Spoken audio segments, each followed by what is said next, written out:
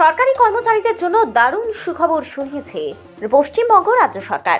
আজ পেশ করা হয়েছে বাজেট, আর সেই বাজেটে মহার্ঘ ভাতা বৃদ্ধি করা হয়েছে 4%, অর্থাৎ প্রায় 18% মহার্ঘ ভাতা পাবেন সরকারি কর্মচারীরা। তাতে উচ্ছ্বাস বিধানসভার কর্মীদের।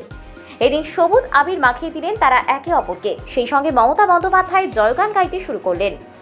রাস্তায় এদিন সবুজ আবির এবং মিষ্টিমুখ করালেন বিধানসভার কর্মীরা।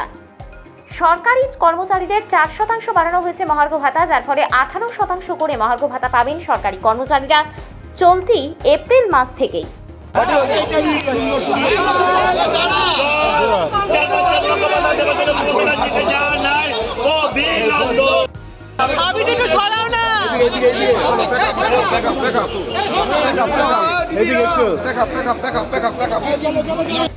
মহাত্মা দেবার জন্য মুখ্যমন্ত্রী মমতা বন্দ্যোপাধ্যায়কে যাওয়ার নাই অভিনন্দন।